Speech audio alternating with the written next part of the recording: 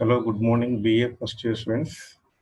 ఈరోజు మనము చెప్పుకునేటటువంటి టాపిక్ ఏంటంటే మౌర్య సామ్రాజ్య స్థాపన.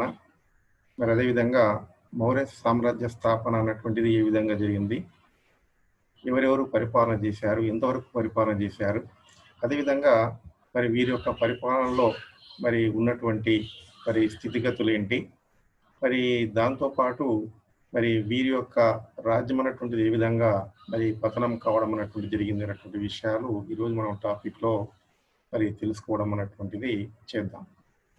అయితే ఇక్కడ మనం చూసినట్లయితే మౌర్య సామ్రాజ్య స్థాపన అన్నటువంటి దాన్ని తెలుసుకునే దానికంటే ముందు పరిచయంలో కొన్ని విషయాలు వీరి గురించి మనం తెలుసుకోవడం అన్నటువంటిది చేద్దాం. ఇక్కడ మౌర్య సామ్రాజ్యం అన్నటువంటిది మనం చూసినట్లయితే భారతదేశ చరిత్రలో ఈ యొక్క మౌర్య వంశానికి ఒక విశిష్టమైనటువంటి స్థానం ఉంది అని చెప్పేసి చెప్పవచ్చు. ఎందుకంటే మరి ఇక్కడ భారతదేశంలో ఒక సువిశాలమైనటువంటి సామ్రాజ్యాన్ని స్థాపించి ఆ సువిశాల సామ్రాజ్యానికి మరి పరిపాలన అనేటువంటిది అందించారు వీళ్ళు. కాబట్టే మరి యొక్క మౌర్య సామ్రాజ్యానికి ఒక ప్రత్యేకమైనటువంటి పేరు ప్రఖ్యాతులు ఉన్నాయని చెప్పేసి చెప్పాలి. అయితే మనం ఇక్కడ చూసినట్లయితే ఈ యొక్క మరి భారతదేశాన్ని పరిపాలన చేసినటువంటి ఈ మౌర్యులు అన్నటువంటి వీళ్ళు ఇక్కడ ఉన్నటువంటి కేరళ, తమిళ ఈ ప్రాంతాలు తప్ప మిగతా యావత్ భారతదేశాన్ని అంతటి కూడా వాళ్ళ చేతుల్లోకి తీసుకొని మరి పరిపాలన చేసినట్లుగా మనకు చరిత్రలో చెప్పడం అన్నటువంటి జరిగింది. అయితే ఇక్కడ మనం చూసినట్లయితే మరి ఇక్కడ వీళ్ళు మరి ఎలాంటి పరిపాలన అనేటువంటిది అందించారు అనేటువంటి విషయాలు చూసినట్లయితే వీళ్ళు ప్రజారంజకంగా, మరి శాంతిగా, అహింస, మరి అంతేకాకుండా సహనం, సర్వమానవ సౌభృత్వంతో మరి వీళ్ళు పరిపాలన కొనసాగించినట్లు మనకు తెలుస్తుంది. అయితే ఇక్కడ మనం చూసినట్లయితే మరి వీళ్ళు మరి పరిపాలనలో మరి చక్కటి మరి విశ్వవిఖ్యాత ప్రఖ్యాతమైనటువంటి పేరు సంపాదించుకున్నటువంటి వాళ్ళ యొక్క మౌర్య సామ్రాజ్యంలో ఉండడం అనేటువంటిది ఒకటి గర్వించదగ్గ విషయంగా మనం చెప్పుకోవచ్చు. అతనే అశోకుడిగా మనం చెప్పాలి. అంటే ప్రపంచవ్యాప్తంగా, విశ్వవ్యాప్తంగా ఇతన్ని మరి పొగడడం, చెప్పుకోవడం, గుర్తించడం అన్నటువంటిది మన యొక్క భారతదేశాన్ని పరిపాలించినటువంటి మరి అశోకుడు అయి ఉండడం అనేటువంటిది మరి భారతీయ ప్రజలకు కూడా ఇది ఒక గర్వించదగ్గ విషయంగా మనం చెప్పుకోవచ్చు. అంటే అంతటి మహత్తరమైనటువంటి, బలమైనటువంటి, ధైర్యం ఉన్నటువంటి ఒక సాహస, మరి అహింస, శాంతియుత, మరి ప్రమత సహనం కలిగి ఉన్నటువంటి ఒక వ్యక్తి మన యొక్క భారతదేశాన్ని పరిపాలించడం, ఆ విధంగా విశ్వవిఖ్యాత మరి పరిపాలకుడుగా పేరు తెచ్చుకోవడం అన్నటువంటిది మనం ఇతని పరిపాలనలో మనం చూడవచ్చు.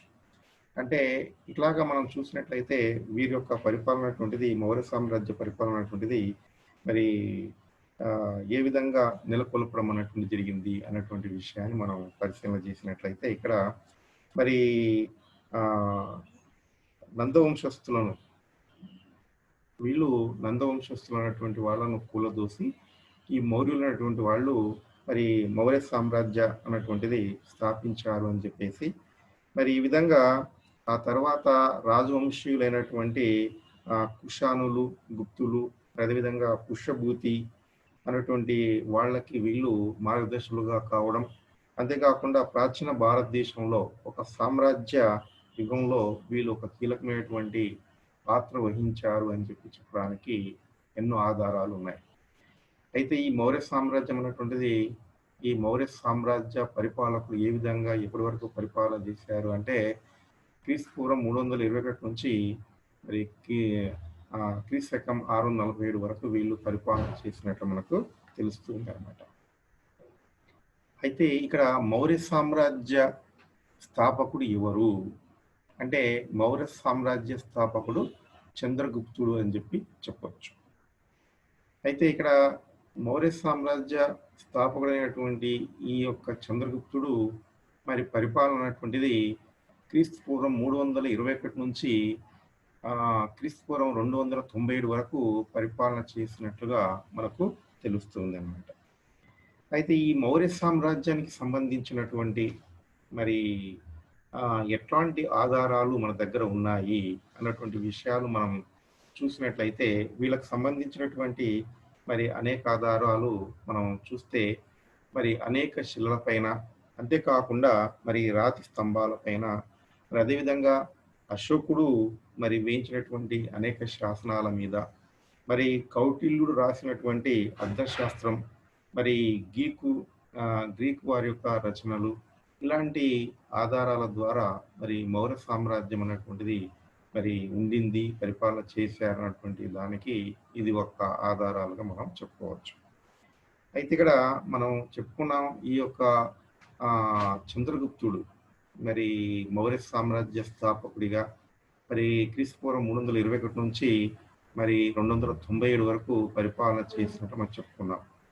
అయితే ఇక్కడ మనం ఈయన గురించి మనం చూసినట్లయితే మరి ఇక్కడ మగధ మరి చివరి రాజైనటువంటి ధననందుడు అన్నటువంటి అతడు మరి క్రూరుడైనటువంటి అతన్ని మరి ప్రజాభిమానం అనేటువంటిది కోల్పోవడం అనేటువంటిది ఒక ధననందుడు అనేటువంటిది చేశాడు. అంటే ఇక్కడ ఒకటి పరిశీలన చేసినట్లయితే మౌర్య సామ్రాజ్య స్థాపకుడైనటువంటి యొక్క చంద్రగుప్తుడు మరి మౌర్య సామ్రాజ్యాన్ని ఏ విధంగా స్థాపించవలసి వచ్చింది అన్నటువంటి విషయాన్ని మనం చూస్తున్నాం. అయితే ఇక్కడ మరి మగధ రాజులలో చివరి పరిపాలకుడుగా ఉన్నటువంటి ధననందుడు అన్నటువంటి వాడు చాలా క్రూరాతిమైనటువంటి క్రూరుడు అనమాట. అయితే ఇతడు ఆ విధంగా క్రూరత్వం కలిగి ఉన్నాడు కాబట్టి ప్రజల యొక్క మన్ననలు మరి కోల్పోవడం అన్నటువంటిది జరిగింది. ఎప్పుడైతే మరి ఇలాంటి ప్రజల యొక్క మన్నన కోల్పోయాడో ఈ యొక్క ధననందుడు, మరి దీన్ని ఆసరాగా చేసుకున్నటువంటి చంద్రగుప్తుడు ఏం చేశాడంటే ధననందుడిని ఓడించి క్రీస్తుపూర్వం 321 సంవత్సరంలో మరి సింహాసనాన్ని, అంటే మగధ సింహాసనాన్ని అధిష్ఠించమన్నటువంటి చేశాడు. అయితే దీంట్లో మరి ఇతనికి బాగా మరి సహకరించినటువంటి వ్యక్తి ఎవరు అంటే బ్రాహ్మణుడు, అంటే ఇక్కడ బ్రాహ్మణ పండితుడైనటువంటి చాణక్యుడు లేదా కౌటిల్యుడు అని చెప్పేసి అంటాం. ఈ విధంగా మరి మొదటి నుంచి కూడా చాణక్యుడు అన్నటువంటి ఇతడు ఈ యొక్క మౌర్య సామ్రాజ్య స్థాపన నుంచి కూడా మరి చేదోడు వాదోడుగా ఉంటూ సహాయ సహకారాలు అందిస్తూ మరి ఈ యొక్క మౌర్య సామ్రాజ్య స్థాపనకి కూడా తన యొక్క మరి సహకారం అనేటువంటిది అందించి మౌర్య సామ్రాజ్య స్థాపనలో చంద్రగుప్తునికి సాయం చేసినటువంటి వాడు ఎవరు అంటే ఇక్కడ చాణక్యుడు అని చెప్పేసి చెప్పాలి. అయితే ఈ విధంగా గొప్ప సామ్రాజ్యం అన్నటువంటిది మరి స్థాపన అనేటువంటిది చేయడం, మరి ఇలాంటిది మరి ఇతని ద్వారా మౌర్య సామ్రాజ్యం అనేటువంటిది స్థాపించబడింది అని చెప్పేసి చెప్పాలి. అయితే ఇక్కడ ఇక ఈ చంద్రగుప్తుడి యొక్క పుట్టుపూర్వత్రాల గురించి చరిత్రకారుల్లో రకరకాలుగా మరి కథనాలు ఉన్నాయన్నమాట. ఏంటి అవి అంటే మరి ఇతన్ని కులహీనుడిగా చెప్పుకోవడం అనేటువంటిది కొంతమంది చేశారు. అయితే ఇతడు శూద్రుడు అని చెప్పేసి కొంతమంది వాదించడం అనేటువంటిది కూడా జరిగింది. మరి అంతేకాకుండా ఇంకొంతమంది ఏమన్నారంటే ఇతడు శూద్రుడు కాదు క్షత్రియుడు అని చెప్పేసి కొంతమంది మరి అభిప్రాయపడడం, వాదించడం అనేది కూడా చేశారు. అయితే ఇక్కడ మనం చూసినట్లయితే ఇక్కడ మురా అన్నటువంటి స్త్రీకి మరి నందరాజు వల్ల కలిగినటువంటి సంతానము ఈ యొక్క చంద్రగుప్తుడు అని చెప్పేసి కొంతమంది చెప్పడం అనేటువంటిది జరిగింది. అందుకే ఈ యొక్క మరి వంశానికి మౌర్య అన్నటువంటి పేరు వచ్చింది అని చెప్పేసి కొంతమంది చెప్పడం అనేటువంటి జరిగింది. అయితే ముద్ర రాక్షసం అనేటువంటి మరి గ్రంథంలో చూసినట్లయితే ఈ చంద్రగుప్తుడు అనేటువంటి ఇతను కులహీనుడిగా, మరి అదే కాకుండా ఋషలుడుగా మరి చెప్పడం వర్ణించమన్నటువంటి చేశారు. అంటే మరి ఋషలుడు అంటే ఇక్కడ అర్థం ఏంటి అంటే శూద్రుడు అని చెప్పేసి అర్థం. అయితే మరి కొంతమంది ఏమన్నారంటే రాజుల్లో మరి పెద్దవాడు కాబట్టి ఆ విధంగా చెప్పడం చేశారు అని చెప్పేసి కొంతమంది వాదించడం అనేది చేశారు. అయితే ఏది ఏమైనప్పటికీ మరి బౌద్ధ గ్రంథాల్లో మనం చూసినట్లయితే ఇంకా ఇతని గురించి ఏమని చెప్పారంటే, మరి ఇక్కడ బౌద్ధ గ్రంథమైనటువంటి మహావంశ, జైన గ్రంథమైనటువంటి మరి ప్రశిష్ట పర్వ, మరి మౌర్యులను ఏ విధంగా వర్ణించింది అంటే, వీళ్ళు క్షత్రియులు అని చెప్పేసి వర్ణించమన్నటువంటిది చేసింది. అయితే ఇలాంటి పరిణామాలు మరి చోటు చేసుకోవడం, మరి ఇంకా ఒక కథనం మరి మనం చివరగా మనం చూసినట్లయితే ఇక్కడ మౌర్యుల గురించి, మరి చంద్రగుప్తుని గురించి ఇంకా కొన్ని కథనాలు ఏం చెప్పాయంటే, మరి ఇతడు ఆహ్, ఆహ్, గ్రీక్ చరిత్రకారుడు రాసినటువంటి మరి జస్టిస్ అనేటువంటి అతడు రాసినటువంటి తన యొక్క గ్రంథంలో చంద్రగుప్తుని తండ్రి మరి ఒక యుద్ధంలో మరణించడం, మరి దాని కారణంగా తల్లి మగధ రాజధాని పాటలీపుత్రంలో మరి ఉండడం, మరి అక్కడే చంద్రగుప్తుడు అనేటువంటి ఇతడు జన్మించడం, మరి చిన్నగా మరి వయసులో ఉన్నటువంటి యొక్క చంద్రగుప్తుడు మరి ఇక్కడ పశువుల కాపరిగా మరి పనిచేయడం, మరి కౌటిల్యుడు ఈ యొక్క చంద్రగుప్తుని యొక్క ఈ ముఖ తేజస్సును చూసి మరి రాజా పోలికలు ఉన్నాయని చెప్పేసి, అంత సమర్థుడు అవుతాడని చెప్పేసి చేరదీసి అతన్ని పెద్ద చేసి మరి శత్రువు మీదకి పంపించి తన యొక్క కోరిక నెరవేర్చుకున్నాడు అని చెప్పేసి ఒక కథనాల్లో కూడా ఉండడం అనేటువంటి జరిగింది. అయితే ఏది ఏమైనప్పటికీ మరి ఇతడు మరి ఆ, నందరాజ్యాన్ని మరి నిర్మూలించడంలో మరి చాణక్యుడు చంద్రగుప్తునితో మరి చేతులు కలిపి మరి ఇద్దరి యొక్క సహకారం వల్ల ఈ యొక్క మరి మౌర్య సామ్రాజ్యం అనేటువంటిది స్థాపన జరిగింది అని చెప్పేసి చెప్పాలి. అయితే మరి చంద్రగుప్తుడు అన్నటువంటి ఇతని యొక్క మరి పరిపాలన కాలంలో చాణక్యుడు చంద్రగుప్తుని చాలా వరకు ఉపయోగించుకోవడం చేశాడు. అంటే అంతకుముందు ఉన్నటువంటి శత్రువులు ఎవరైతే ఉన్నారో, మరి అంతకుముందు రాజ్య స్థాపన చేయాలన్నటువంటి కోరిక ఎప్పుడైతే మరి ఈ చాణక్యునికి ఉండిందో, అదంతా కూడా ఇతని ద్వారా మరి నెరవేర్చుకుంటూ రావడం అన్నటువంటిది, చేస్తూ రావడం అన్నటువంటిది జరిగిందని చెప్పేసి చెప్పాలి. అయితే ఇక్కడ అలెగ్జాండరు మరి మన భారతదేశం నుంచి వెళ్ళిపోయేటప్పుడు, అంటే మార్గ మధ్యంలో బాబిలోన్లో ఇతడు మరణించడం జరిగిందని చెప్పేసి మనం చెప్పుకోవడం అంతకుముందే చేశాం. అయితే బాబిలోన్లో మరి ఇతడు అలెగ్జాండర్ మరి క్రీస్తు పూర్వం 323 సంవత్సరంలో మరణించిన తర్వాత అతని సేనాలు ఏం చేశారంటే, మరి అలెగ్జాండర్ సామ్రాజ్యాన్ని ఎవరికి వాళ్ళు పంచుకోవడం అన్నటువంటి చేశారు. అంటే బాబిలోనియాలో అలెగ్జాండర్ క్రీస్తుపూర్వం 323 సంవత్సరంలో ఎప్పుడైతే చనిపోయాడో, అతని యొక్క అనుచరులు సేనాలు ఏం చేశారంటే, మరి తన యొక్క సామ్రాజ్యాన్ని మరి పంచుకోవడం అనేటువంటిది చేయడం జరిగింది. అయితే తూర్పు భాగం అనేటువంటిది సెల్యూకస్కి రావడం అనేటువంటిది ఈ సందర్భంగా జరిగింది. ఇక్కడ మనం చూసినట్లయితే ఈ వాటాలో మరి భాగాలుగా మరి పంజాబ్, సింధు రాష్ట్రాలు మరి స్వాధీనం చేసుకోవడం, క్రీస్తుపూర్వం 305 సంవత్సరంలో మరి భారతదేశం పైకి మరి సెల్యూకస్ అనేటువంటి ఇతను దండెత్తి రావడం, మరి ఆ సందర్భంగా మరి ఈ యొక్క సెల్యూకస్ చంద్రగుప్తుని చేతిలో ఓటమి పాలు కావడం అనేటువంటిది జరిగింది అని చెప్పేసి చెప్పాలి. ఈ విధంగా ఓటమి పాలైన తర్వాత మరి ఇతడు ఒక సంధి చేసుకోవడం అనేటువంటిది సెల్యూకస్ యొక్క చంద్రగుప్తునితో జరిగింది.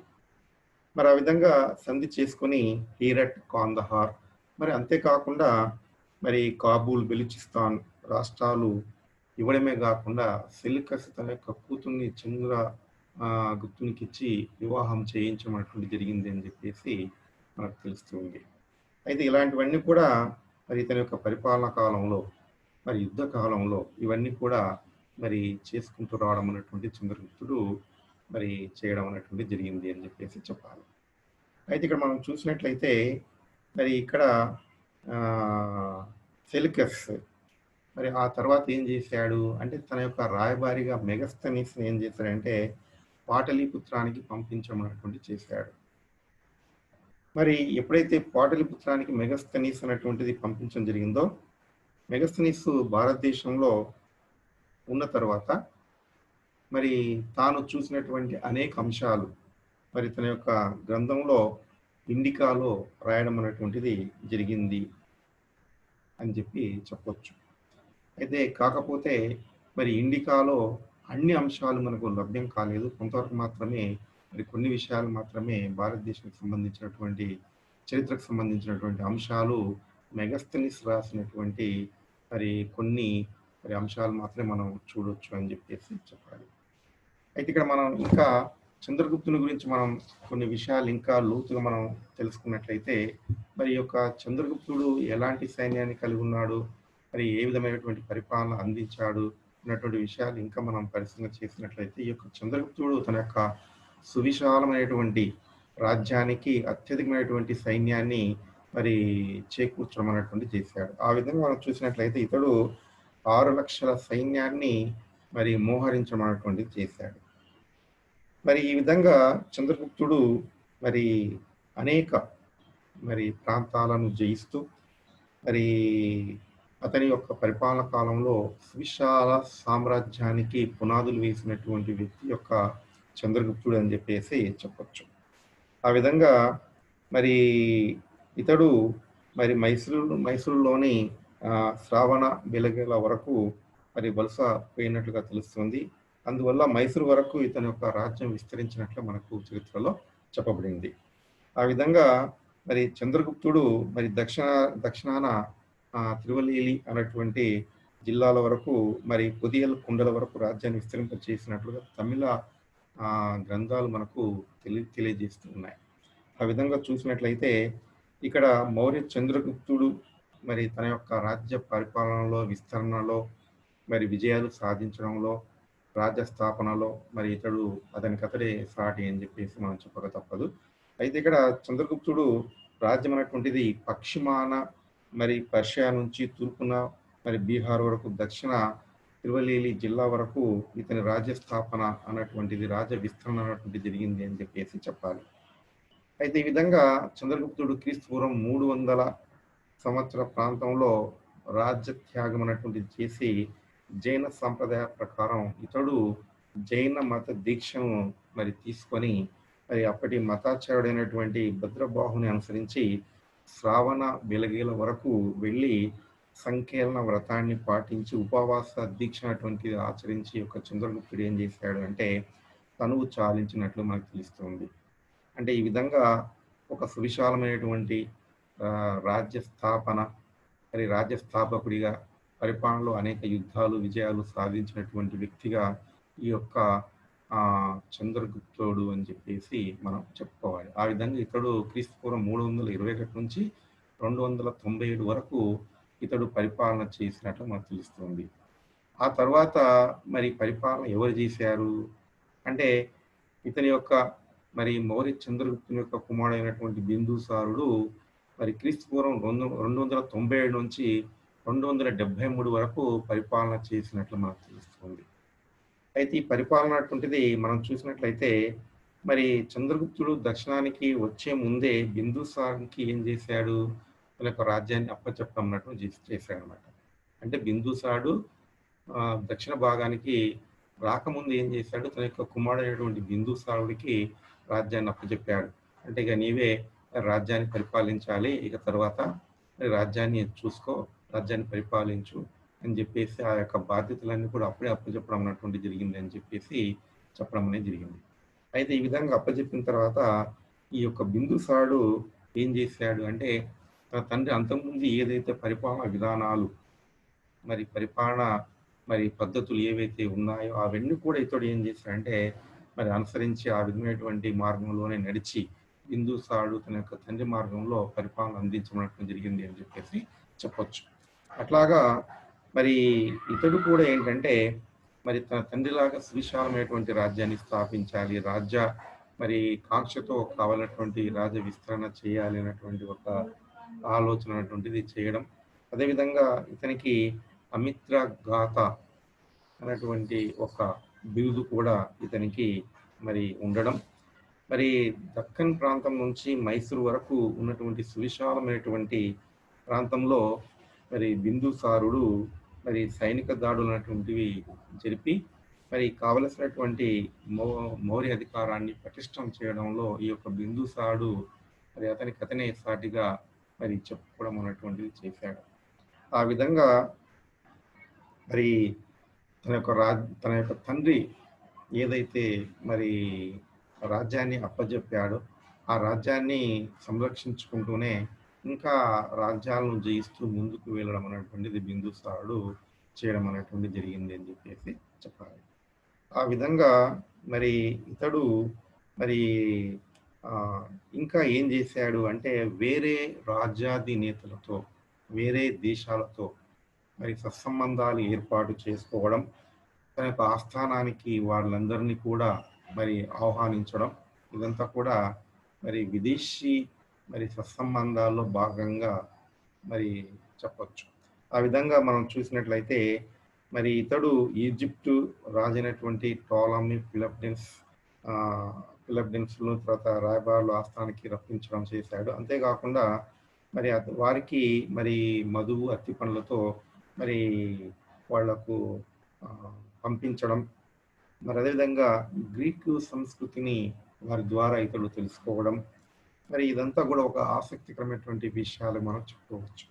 ఆ విధంగా చూసినట్లయితే మరి పశ్చిమ సముద్రాల మధ్య ఉన్నటువంటి 16 నగరాల అధిపతులను మరి బిందుసారుడు ఓడించాడు అని చెప్పేసి మరి టిబెట్ చిత్రకారుడు తారానాథ్ మరి తన యొక్క గ్రంథంలో రాయడం అనేటువంటి జరిగింది. కాకపోతే ఇవి మనకు ఆధారాలు ఎక్కడ కూడా లభించడం లేదు.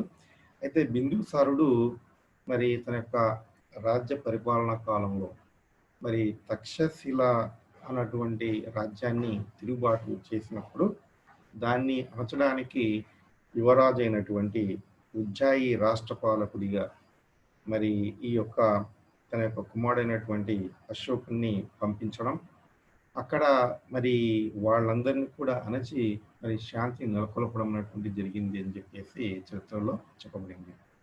మరి చాణక్యుడు కొంతకాలము మరి బిందుసారుడికి కూడా మరి మహామంత్రిగా పనిచేయడం అనేటువంటిది జరిగింది. ఆ విధంగా మరి అంతకుముందు తన యొక్క తండ్రికి, ఆ తర్వాత తన యొక్క మరి కుమారునికి మరి ఇతడు ఒక సంధానకర్తగా ఉండి సహాయ సహకారాలు అందిస్తూ చాణక్యుడు రాజ్య పాలన పటిష్టపరచడానికి, రాజ్య పాలన సరిగా సక్రమంగా చేయడానికి మరి కావలసినటువంటి చర్యలన్నీ కూడా తీసుకుంటూ వారి వెంట ఉంటూ చాణక్యుడు మరి మౌర్య సామ్రాజ్యంలో ఒక కీలకమైనటువంటి పాత్ర వహించాడు అని చెప్పేసి చెప్పచ్చు. అట్లాగా మరి బిందుసారుడు మరి చక్కటి పరిపాలన అటువంటిది అందించాడు అని చెప్పేసి, ఆ తర్వాత వారసత్వంగా మరి అశోకునికి ఈ యొక్క రాజ్యాన్ని అప్పచెప్పడం అనేటువంటిది బిందుసారుడు చేశాడు అని చెప్పేసి చెప్పొచ్చు.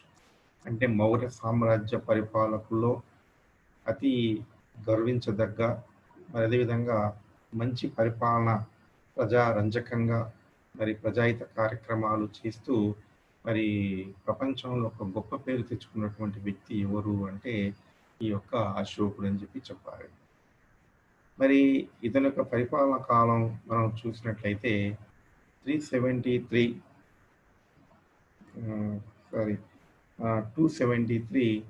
ఇక్కడ తప్పుగా పడింది, 273 టు 232 ఇది గమనించాలి. ఇక్కడ 373 కాదు, 273 టు 232 క్రీస్తుపూర్వం వరకు ఇతడు పరిపాలన చేసినట్లు మనకు తెలుస్తుంది. అయితే ఇక్కడ మనం చూసినట్లయితే మరి పట్టాభిషేకం అన్నటువంటిది క్రీస్తు పూర్వం 269లో జరిగింది అని చెప్పేసి చెప్పొచ్చు. అయితే ఇక్కడ మరి అనేక బిరుదులు కూడా ఇతడు మరి సంపాదించుకోవడం అనేటువంటిది ఇతని కాలంలో జరిగింది అని చెప్పేసి చెప్పాలి. అతని బిరుదులు ఏంటి అన్నటువంటిది మనం చూసినట్లయితే మరి అతని యొక్క శాసనాల్లో మనం చూసినట్లయితే అతడు వేయించినటువంటి శాసనాల్లో మరి అశోకుడు మరి దేవనా ప్రియ అన్నటువంటి ఒక బిరుదు ఉందన్నమాట. అంటే దేవనా ప్రియ అంటే దేవతలకు మరి ప్రియమైనటువంటి వాడ అని చెప్పి అర్థం. అట్లాగే ప్రియదర్శి అంటే చక్కని రూపం ఉన్నటువంటి వాడ అని అర్థం. మరి ఆ విధంగా మరి ఇతనికి అనేక బిరుదులు కూడా ఉన్నాయి. మరి అతనికి మరి అనేక మంది పట్టప్రాణులు కూడా ఉన్నట్లుగా మనకు తెలుస్తుంది. అంటే అశోకునికి అనేక మంది భార్యలు ఉన్నారనమాట. వాళ్ళలో మనం చూసినట్లయితే తిస్సరక, తర్వాత చారువాకి, కారువాకి, పద్మావతి దేవి ఇలాగా చాలామంది మరి భార్యలు అన్నటువంటి వాళ్ళు ఉండడం అనేటువంటి జరిగింది. మరి అతనికి మరి సంఘమిత్ర, చారుమతి అన్నటువంటి కుమార్తెలు ఉన్నారు. మరి అంతేకాకుండా కునాల, త్రివర, జలౌక, మహేంద్ర అన్నటువంటి కుమారులు ఉండడం అనేటువంటిది జరిగింది.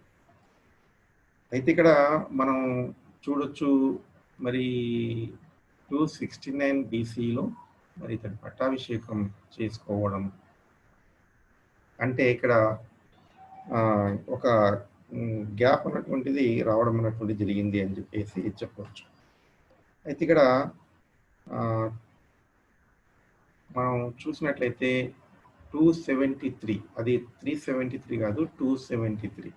ఈ 273లో మరి ఇక్కడ పట్టాభిషేకం అన్నటువంటిది జరిగినట్లుగా మరి 273లో మరి ఇక్కడ మనం చూసినట్లయితే మరి ఇతడు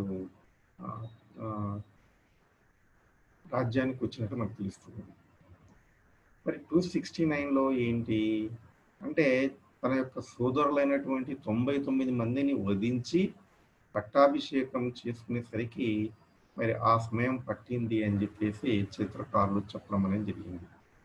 అయితే ఏది ఏమైనప్పటికీ మరి అశోకుడు ఒక ఉదాత్త లక్ష్యాలు ఉన్నటువంటి వ్యక్తిగా మరి అంతేకాకుండా అది ఆదర్శమైనటువంటి పరిపాలన అందించడంలో అంతేకాకుండా మరి ఇతడు మరి అనేక ప్రజాహిత ప్రజారంజకమైనటువంటి పరిపాలన ఎలా అందించాడు, ఎలా సాధ్యమైంది, అహింస శాంతి మార్గాల్లో మరి యుద్ధాలు చేయకుండానే మరి అతడు ఏ విధమైనటువంటి పరిపాలన ఎట్లా అందించాడు ఏంటి అనేటువంటి విషయము, కళింగ యుద్ధం అనేటువంటిది చేసిన తర్వాత ఎందుకు అతడు బౌద్ధ మతాన్ని స్వీకరించాడు, ఎందుకు అతడు శాంతి మార్గంలో వెళ్ళాడు, అహింస మార్గంలో వెళ్ళాడు, ఎందుకు యుద్ధాలు చేయలేదు అనేటువంటి విషయాలు మనం ఇప్పుడు ముందుగా తెలుసుకుందాం. అయితే ఇతడు తన యొక్క శాసనాలన్నీ కూడా బ్రహ్మలిపిలో మరి అతడు మరి రాయించమన్నటువంటి చేశాడు. అంటే ప్రజలకు బాగా అర్థమయ్యే రీతిలో ఉండేటటువంటి భాషలో మరి ఇతడు బ్రహ్మలిపిలో మరి ఏం చేశాడంటే శాసనాలు రాయించమన్నటువంటిది చేశాడు. మరి ఇక్కడ ఉజ్జయిని తక్షశిల రాష్ట్ర పాలకుడిగా ఉన్నప్పుడే అశోకుడు మరి చక్కని పేరు మరి పరిపాలన అనుభవాన్ని సంపాదించుకోవడం అనేటువంటిది జరిగింది.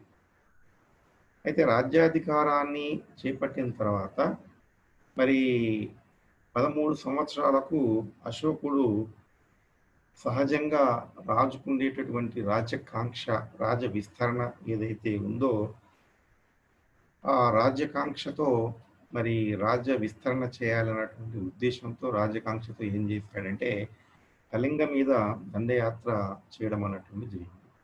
అయితే మగధ సామ్రాజ్యంలో ఒక భాగంగా ఉన్నటువంటి ఈ కళింగ రాజ్యాన్ని నందరాజులు మరి పతనమయ్యి నందరాజులు పతనం కావడంతో అది స్వతంత్రించబడింది. ఇది ఇక్కడ మనం గమనించాలి ఏంటంటే కళింగ రాజ్యం మీద అశోకుడు దండయాత్ర చేయాలి, రాజ విస్తరణ చేయాలని చెప్పేసి దండయాత్ర చేయడం మొదలుపెట్టాడు. అయితే అప్పుడు ఉన్నటువంటి పరిస్థితి ఏంటి కళింగ రాజ్యం అంటే ఇది మగధ సామ్రాజ్యంలో ఒక భాగంగా ఉంది. ఏ రాజ్యం? కళింగ రాజ్యం. అయితే ఇక్కడ నందరాజుల పతనంతో ఈ యొక్క కళింగ రాజ్యం అనేది స్వతంత్ర రాజ్యంగా ఉండింది అన్నమాట. అయితే ఇక్కడ దక్షిణ భారతదేశానికి ఉన్నటువంటి భూజల మార్గాలు ఏవైతే ఉన్నాయో మరి దీన్ని స్వాధీనం చేసుకున్నట్లయితే ఇక్కడ సులభం అవుతుంది అన్నటువంటి ఒక ఉద్దేశంతో అశోకుడు ఏం చేశాడు, ఈ కళింగ రాజ్యం మీద దండయాత్ర చేయడం అన్నటువంటిది జరిగింది. ఆ విధంగా క్రీస్తు పూర్వం 260 సంవత్సరంలో మరి కళింగ రాజ్యం మీద దండయాత్ర చేయడానికి బయలుదేరడం అన్నటువంటి జరిగింది. అయితే క్రీస్తు పూర్వం 261లో కళింగ యుద్ధం అన్నటువంటిది ఒక ఘోరమైనటువంటి యుద్ధంగా పరిణమించి మరి కళంగ యుద్ధం అనేటువంటిది జరగడం అనేటువంటిది జరిగింది. ఆ యుద్ధంలో అశోకుడు బాగా మరి విజయం సాధించినటువంటి జరిగింది. కానీ అక్కడే అతని యొక్క హృదయం అన్నటువంటిది ద్రవించింది అన్నటువంటిది మనం తెలుసుకోవాలి. అంటే ఆ యుద్ధంలో మరి 1,00,000కు పైగా మరి సైనికులు చనిపోయారు. 1,50,000 మంది మరి క్షతగాత్రులయ్యారు. రక్తం అన్నటువంటిది ఏరులై పారుతూ ఉంది. మరి బంధుమిత్రులు మరి వాళ్ళందరూ కూడా మరి ఏడుస్తూ, రోదిస్తూ ఉన్నారు. ఆ దృశ్యాన్ని చూసినటువంటి అశోకుని యొక్క మనస్సు ద్రవించి, కరిగి ఈ యుద్ధం అన్నటువంటిది రాజ్యకాంక్షతో చేయవలసొచ్చింది గదా! ఇంతమంది నేను పొట్టన బెట్టుకున్నాను. ఈ విధమైనటువంటి హింసకు కారణము నా యొక్క రాజ్యకాంక్ష కాబట్టి, ఇప్పటి నుంచి యుద్ధం అనేటువంటిది చెయ్యను అని చెప్పేసి ఆ యొక్క యుద్ధ భూమిలోనే మరి శపథం చేసి అతడు మరి వెళ్ళిపోవడం అన్నటువంటిది జరుగుతుంది. అంటే ఒక యుద్ధం అన్నటువంటిది ఒక కఠినమైనటువంటి రాజును మరి మార్చడం అన్నటువంటిది సాధ్యమైనటువంటి విషయం కాదు. కానీ ఇతని యొక్క మరి ఆహ్, ఆ యుద్ధం అన్నటువంటిది ఇతన్ని మార్చేసింది అని జెప్పేసి చెప్పొచ్చు. అట్లాగా మరి అశోకుడు మరి ఆ తరువాత ఏం జరిగింది అన్నటువంటి విషయాన్ని మనం చూసినట్లయితే, మరి ఇతడు ఇప్పటినుంచి అహింసా మార్గంలో శాంతియుతంగా, ధర్మబద్ధంగా పరిపాలన చేయాలి అన్నటువంటి దీక్ష పూనడం అన్నటువంటిది చేశాడు. ఆ విధంగా ధర్మ ప్రచారం గూడా జేశాడు. ఆ తర్వాత కళింగ యుద్ధం ఫలితం తర్వాత అశోకుడిలో కలిగినటువంటి అపూర్వమైనటువంటి పరివర్తన అటువంటిది మరి అతని మీద ఎంతగానో చూయించి, మరి ఇది ప్రపంచ చరిత్ర మీద గూడా చాలా ప్రభావాన్ని చూయించింది అని జెప్పేసి చెప్పొచ్చు. ఆ విధంగా మరి ఇతడు ఆ తర్వాత మరి ఉపగుప్తుడైనటువంటి బౌద్ధ భిక్షువుని చేత మరి బౌద్ధ మతాన్ని స్వీకరించి ఇతడు మరి 2 సంవత్సరాల తర్వాత అశోకుడు ఏం చేశాడంటే మరి బౌద్ధ భిక్షువుడిగా పూర్తిగా మారిపోవడం అన్నటువంటిది జరిగింది. ఆ తర్వాత ఇతడు మరి బుద్ధగయ, లుంబిని, మరి కపిలవస్తు, శ్రావస్తి తర్వాత కుషి నగరాలను ఈ యొక్క అశోకుడు సందర్శించి మరి బౌద్ధ మతానికి కావలసినటువంటి మరి సహాయ సహకారాలు, ప్రచారం అన్నటువంటిది చేస్తూ మరి బౌద్ధ భిక్షువుడిగానే పరిపాలన కొనసాగించడం, బౌద్ధ భిక్షువుల యొక్క మరి దుస్తుల్లోని పరిపాలన అనేది అందించడం అనేటువంటిది ఇతడు చేశాడు అని చెప్పేసి చెప్పారు. ఆ విధంగా మరి ఉన్నటువంటి అంటే బౌద్ధ భిక్షువు దుస్తుల్లో ఉన్నటువంటి శిలా విగ్రహాన్ని చూశాను అని చెప్పేసి చైనా యాత్రికుడు ఒకరు తన యొక్క గ్రంథంలో రాసుకోవడం కూడా జరిగింది. అయితే అశోకుడు మరి సువిశాలమైనటువంటి సామ్రాజ్యాన్ని మరి నిర్మించాడు అని చెప్పేసి చెప్పొచ్చు. అంతేకాకుండా మరి తమిళనాడు తర్వాత అస్సాం ప్రాంతాలు తప్ప యావత్ భారతదేశం అతని యొక్క ఆధీనంలో మరి పరిపాలించబడింది అని చెప్పేసి చెప్పాలి. ఇక మరి మిగిలిన సామ్రాజ్యం అంతా కూడా మరి వికేంద్రీకరించి మరి తన యొక్క సువిశాల సామ్రాజ్యాన్ని పరిపాలించడంలో మరి యువరాజులను అదేవిధంగా మరి రాజకుమారులను కుమార ఆర్యపుత్ర ఇలాంటి వాళ్ళని ఏం చేశాడంటే మరి రాజ్య పాలనలో సహాయకులుగా నిర్మించుకొని పరిపాలన అందించడంలో మరి వారి యొక్క సహాయ సహకారాలతో పరిపాలన కొనసాగించడం అనేటువంటిది ఈ యొక్క అశోకుడు చేశాడని చెప్పేసి చెప్పాలి. ఇక తర్వాత మరి రాష్ట్ర స్థాయి వరకు వికేంద్రీకరణ అటువంటిది చేయడం మరి అనేక విషయాలే రాజుదే తుది నిర్ణయంగా మరి నిర్ణయించడం. న్యాయ విచారణలో అశోకుడు న్యాయమూర్తులుగా జాగు అసహనాన్ని తొలగించి ఏం చేశాడంటే మరి తానే అన్నీ అయ్యి మరి అనేక మార్పులు చేసి మరి ప్రజాహిత కార్యక్రమాలు చేస్తూ శాంతియుతంగా మరి పరిపాలన అందించినటువంటి దీని కాలంలో జరిగిందని చెప్పేసి చెప్పొచ్చు.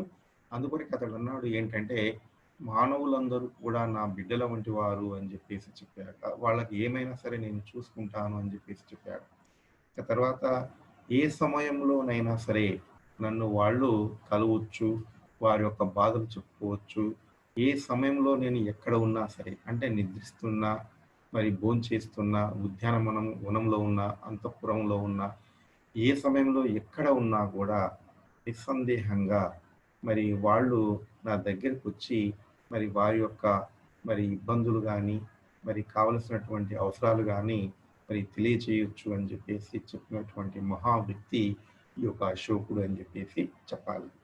ఆ విధంగా మరి అశోకుడు మరి ఇలాంటి వాటే కాకుండా ప్రజాహిత కార్యక్రమాలు ఎన్నో చేశాడని చెప్పచ్చు.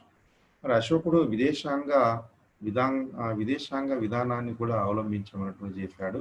శాంతి కాముకునిగా ఇతడు పరిపాలన అందించడం చేశాడు. ధర్మ ప్రచారం చేశాడు. అహింసా మార్గాన్ని అనుసరించాడు.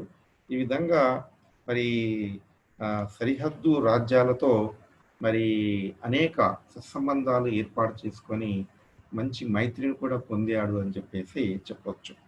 ఆ విధంగా తాను పొందినటువంటి దిగ్విజయ యాత్రలు ఏవైతే ఉన్నాయో, ఆ దిగ్విజయ యాత్రలు అన్నటువంటివి ఆ గర్వాన్ని త్యజించి ఏం చేశాడంటే, ధర్మ విజయాన్ని కాంక్షించమన్నటువంటిది చేశాడు. ఆ తర్వాత ఈజిప్టు రాజైనటువంటి టాలమీ, ఫిలడెల్ఫ్స్, మాసిడోనియా రాజు ఎఫిరస్ మొదలైన వారితో ఇతడు ఏం చేశాడంటే దౌత్య సంబంధాలు ఏర్పాటు చేసుకోవడం చేశాడు. మరి వారితో మరి పొరుగు వారితో సత్సంబంధాలు ఏర్పాటు చేసుకోవడానికి దూతల్ని పంపించడం కూడా చేశాడు. ఆ విధంగా మరి ఇతడు ధర్మ ప్రచారాన్ని కొనసాగించమన్నటువంటి చేశాడు. ఆ విధంగా మరి బౌద్ధ మత వ్యాప్తికి మరి అశోకుడు మరి చక్కటి విశేషమైనటువంటి కృషి చేశాడు అని చెప్పేసి చెప్పాలి.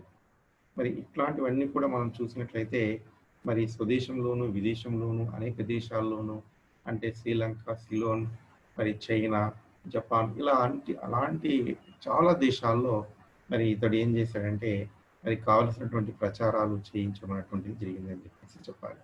ఆ విధంగా మత ప్రచారకులను ఏం చేశాడు, ఈజిప్టు, మిసోడోనియా, సైరస్, ఎఫిరస్ ఇలాంటి దేశాలకు పంపించి మరి రాజ కుటుంబీకులైనటువంటి మహేంద్ర, సంఘమిత్రులను సింహల దేశానికి పంపించి మరి మత వ్యాప్తితో పాటు భారతదేశంలో ఆర్థిక అభివృద్ధి గావించుటకు, సంస్కృతి నెలకొల్పుటకు, అభివృద్ధి గావించుట కొరకు అనేక మరి ప్రచారాలు చేయించినటువంటిది.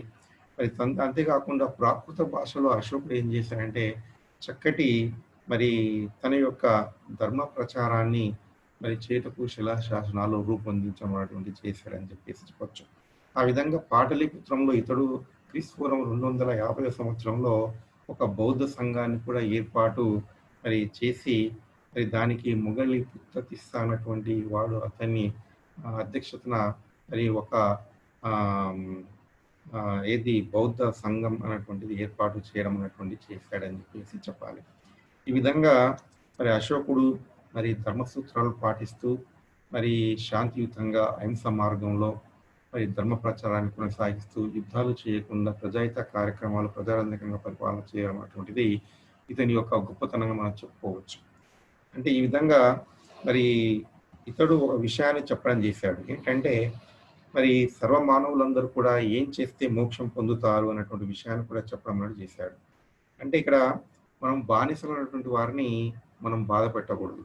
అంటే బానిసలు ఇక్కడ మనం దయతో మరి మనం దయ కలిగి ఉండాలి అని చెప్పేసి, దయ చూపాలి అని చెప్పేసి, అదేవిధంగా మరి గృహస్థులు, బ్రాహ్మణులు, సన్యాసులు ఎవరైతే ఉన్నారో వాళ్ళ మీద జాలి అనేటువంటిది కలిగి ఉండాలని చెప్పేసి, అవసరమైతే వారిని సత్కరించాలి అని చెప్పేసి, మరి సహాయ సహకారాలు అందించాలని చెప్పేసి, ఆ విధంగా మన యొక్క మాటలు ఏవైతే అదుపు తప్పి మాట్లాడతామో చెడు మాటలు అలాంటివి అదుపులో పెట్టుకొని ఆచితూచి మాట్లాడాలని చెప్పేసి, మరి మానవుడు అనేటువంటి వాడు మరి అన్ని తెగల వారిని, అన్ని జాతుల వారిని, అన్ని వర్గాల ప్రజల వారిని మరి అందరినీ సమానంగా చూడాలి అని చెప్పేసి, అదేవిధంగా మరి ఇలాంటి ధర్మసూత్రాలు ఎవరైతే మరి పాటిస్తారో మరి మానవుడు మరి సత్ప్రవర్తన కలిగి నైతిక విలువలు కలిగి ఉన్నటువంటి వాడే మరి మోక్షాన్ని పొందుతాడు అన్నటువంటి విషయాన్ని కూడా మరి అతడు చెప్పడం అన్నటువంటిది చేశాడు. ఆ విధంగా మరి ఇతడు మరి ధర్మ విధానాన్ని మరి పాటిస్తూ మరి చేయడం జరిగింది.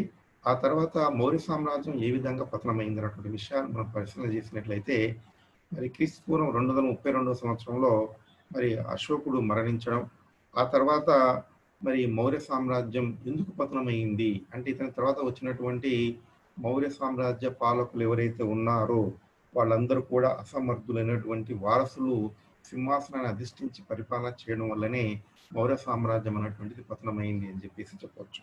ఆ విధంగా మరి ఈ అశోకం తర్వాత పరిపాలన చేసినటువంటి వాళ్ళైనటువంటి కునాలుడు కానీ, జలౌకుడు కానీ, దశరథుడు కానీ, సంప్రతి కానీ, తర్వాత బుహరత్తు అన్నటువంటి వాళ్ళు అందరూ కూడా ఏంటంటే పరిపాలనలో అసమర్థత అన్నటువంటిది కనపరిచారన్నమాట.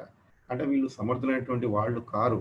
మరి పరిపాలన చేయడంలో, తర్వాత రాజ్యాన్ని విస్తరింప చేయడంలో, రాజ్యాన్ని రక్షించడంలో వీళ్ళు ఎట్లాగా కూడా ఏ పంతాన చూసినా, ఏ మార్గంలో చూసినా కూడా, ఏ దిశలో చూసినా కూడా వీళ్ళు సమర్థులు గారు. అంటే రాజ్యాన్ని నిలుపుకోవడంలో కానీ, మరి రాజ్యాన్ని విస్తరింప చేయడంలో కానీ, రాజ్యాన్ని పరిపాలించడంలో కానీ సమర్థులు కాకపోవడం వల్లనే వీళ్ళ తర్వాత మరి మౌర్యుల్లో కడపటి వాడు చివరి వాడైనటువంటి బృహద్రథుడు అన్నటువంటి వాడిని మరి ఓడించడం అనేటువంటిది మరి అతని సేనాని అయినటువంటి పుష్యమిత్రుడు అంటే ఇతని సేనాన్ని ఇతన్ని హతమార్చాడు.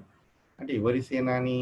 బృహద్రథుని యొక్క సేనాన్ని ఈ యొక్క బృహద్రథుని మరి హతమార్చడం అనేటువంటిది జరిగింది.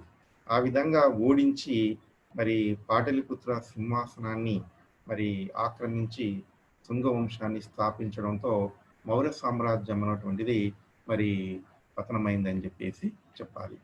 మరి ఈనాటి మరి ఈ యొక్క మౌర్య సామ్రాజ్య మరి స్థాపన మరి ఎవరెవరు పరిపాలన చేశారు, ఎట్లా ఈ సామ్రాజ్యాన్ని స్థాపించారు, చివరికి ఏ విధంగా పతనమైంది, ఈ విషయాలన్నీ కూడా మనం తెలుసుకోవడం జరిగింది. మిగతా విషయాలు నెక్స్ట్ క్లాస్లో మనం చర్చించుకోవడం అనేటువంటిది చేద్దాం. అంతవరకు సెలవు. బాయ్.